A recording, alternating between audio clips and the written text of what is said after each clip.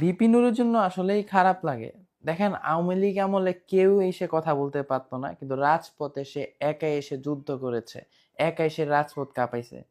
আমি ব্যক্তিগতভাবে কোনো দল করি না, কিন্তু আমি আমি আমার দেখা মানে ছোট থেকে দেখতেছি, আমি ছোট থেকে যখন রাজনীতি একটু একটু বুঝি তখন থেকে এই বিপিনুরকে চিনি।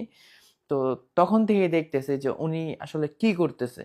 উনার আমার মনে হয় আমি তাকে খালি জামায় কখনো দেখি নাই। তাকে যদি খালি জামায় করা হয়, তার জামাটা যদি খোলা হয়, তাহলে তার শরীরে শুধু আঘাত আঘাতের চিহ্নই থাকবে। দেখেন সে চাইলে হাজার কোটি টাকা আওয়ামী লীগ আমলে নিতে পারতো। তো এই লোকটার জন্য খারাপ লাগে যে দেশের জন্য এত কিছু করতেছে কিন্তু আরে ভাই দেখেন সে প্রকাশ্যে সে মার খাচ্ছে।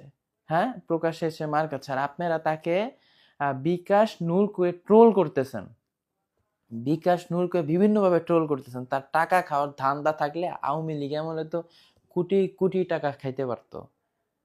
এই যে জাতীয় পার্টি জাপা যাকে বলা হয়, হ্যাঁ এই যে জাপা যাকে বলা হয়, সে তো একটা বাংলাদেশের একটা দালাল ছিল। তারা দালাল ছিল।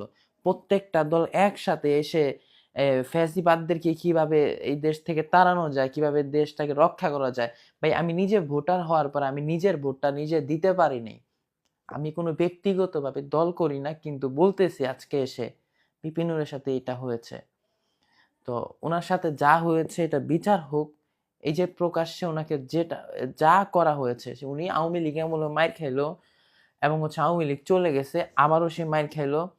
মানে সে তার নিজের অফিসের সামনে সে প্রেস ব্রিফিং করতেছিল, এখানে এসে তাকে আক্রমণ করা হয়েছে।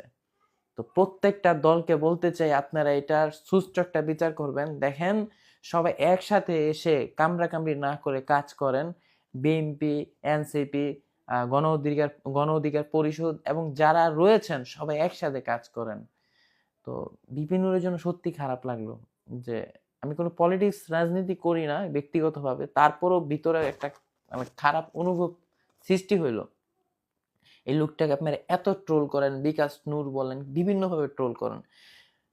এর জায়গায় এর জায়গায় অন্য এক ব্যক্তি হইলে কোটি কোটি হাজার হাজার দেখাইতে পারবেন যে বিপি নূরের 10 তলা একটা বাড়ি আছে, 5 তলা একটা বাড়ি আছে। না, এই ধরনের কোনো কিছু নাই। সে দুর্নীতি করে না। তো এই ধরনের নেতাকে সম্মান এবং সিলুট দিবেন, কারণ তারা দুর্নীতিমুক্ত দেশ করতে চায়। দেশটাকে এভাবে ধ্বংস করে দিয়েন না। এত আন্দোলন করে দেশটাকে ধ্বংস করে দিয়েন না। কণ্ঠ দেশের মানুষকে